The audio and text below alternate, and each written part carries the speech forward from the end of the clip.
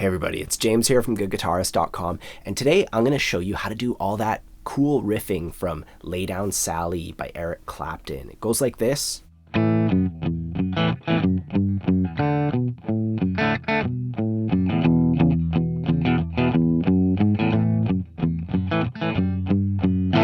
A little while back, I taught a simple strumming version of this tune. So if you want to learn how to kind of just play and sing it, I'll put a link to that in the corner. But today, we're going to take it to the next level. We're going to add this super fun, bluesy, kind of walking bass line riff stuff to it. What I like about this song is that it's not just your plain old like boogie woogie, which is what you end up doing most of the time. It has this really cool kind of like almost country, like bouncy feeling to it. That is a great way to learn about dynamics, because if you just do it all like with big strokes, you're going to lose the feeling. So we have to be kind of subtle to really make this sound like it's supposed to sound, and aim for particular places.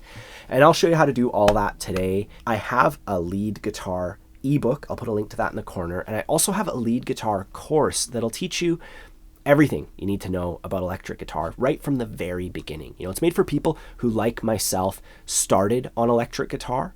And, if you want to get the most out of it, I'll just put a link to that in the corner. Anyways, we're going to start off with the chord shape that this whole song is based around. The song's in the key of A, so it all comes back to this A chord. And since we're playing electric guitar, we can do this in a bit of a different way. Instead of going like doing our acoustic thing, I'm just going to press the second fret of the D and G strings, of the two middle strings. And I'm going to aim here at the A string with just a little stroke. I'm anchoring my hand by touching my pinky to the pick guard. We start off just with one little strum, and then I'm going to put my middle finger down to the second fret of the thickest string. Like, we could move our index finger there, but then we let go of our chord and it kind of makes it sound not as good, right? So I use my middle finger on the second fret of the thickest string and I go 2, 0, 2.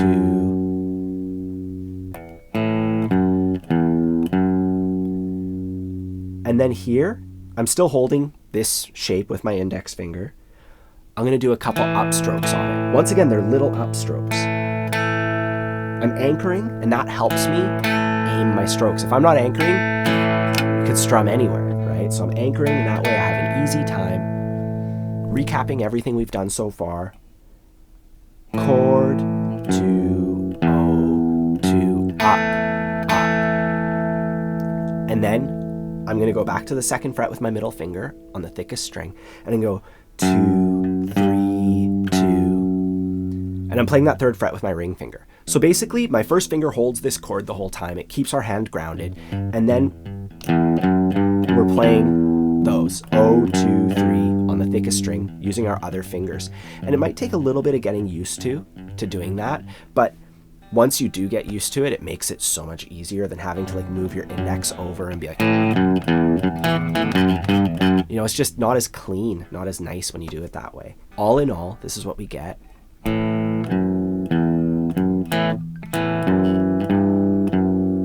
So down, 2, 0, 2, up, 2, 3, 2, down, 2, 0, 2, up, 2, 3, 2. Remember, we're keeping the strokes nice and small, nice and subtle. As far as like the feeling of it is concerned, when we're doing those upstrokes, we can kind of let go of the first one. We can do up, and then we let go of the pressure, and then we do our next one and we hold it. So short, long, 2, 3, 2 for the second half, just to add, some of those little subtleties that'll make it sound like the recording. Another thing we can do is we can add a bit of palm muting. Not too much. If you add too much, kind of loses it. But if you just lightly have this part of your hand just lightly touch the thickest string right at the bridge,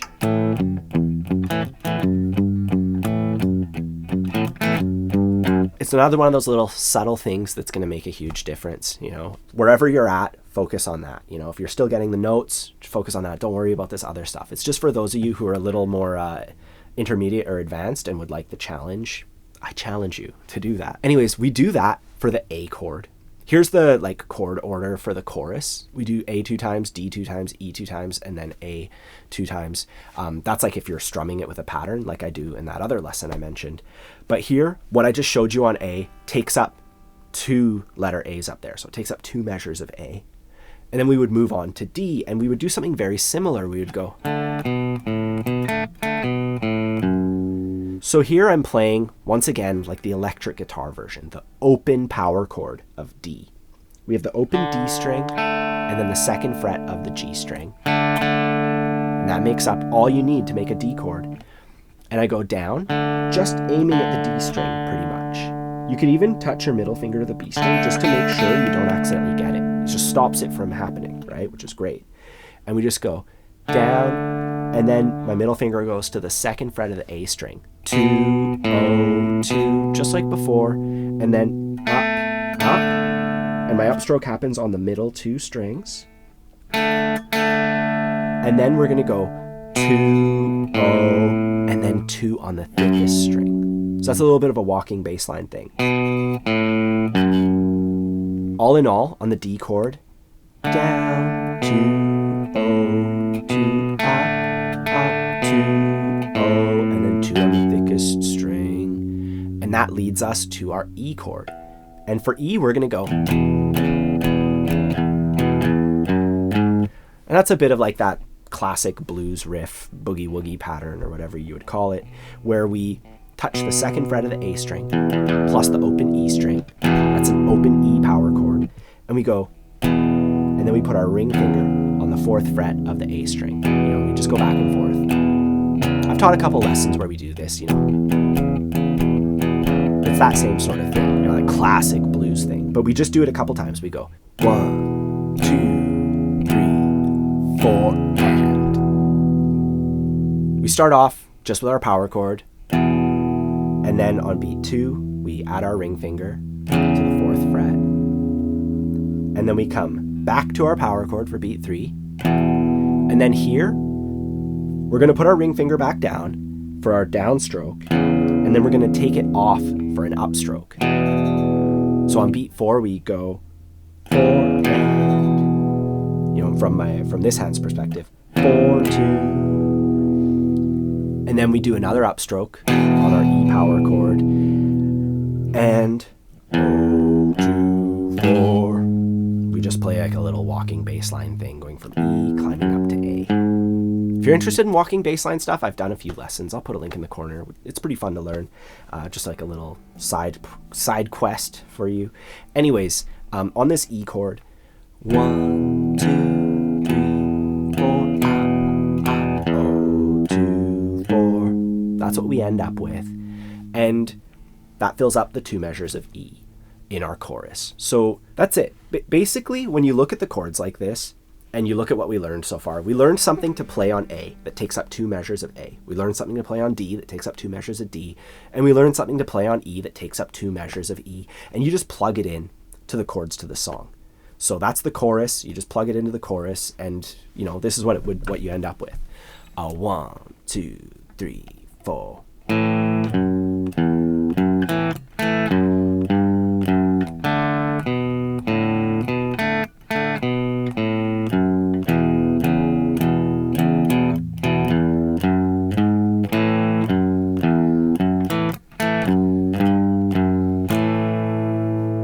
And by the way, you don't have to hold those chords if you don't want to. You can let them go. Do whatever you like with them.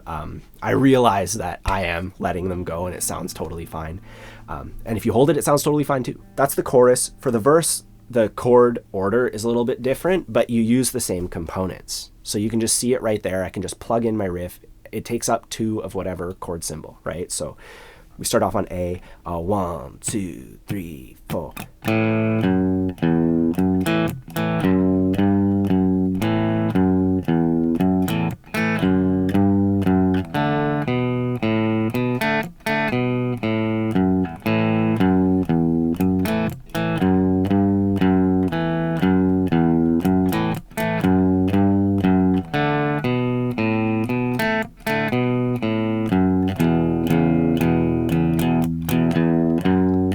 Lay down, Sally.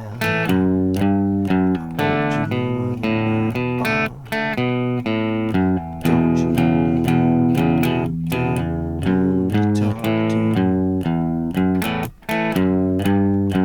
So yeah, just take your time with that, you know, practice everything like the order that we did it in this lesson. That's the order you should practice it in. So you can always just rewatch all the little sections.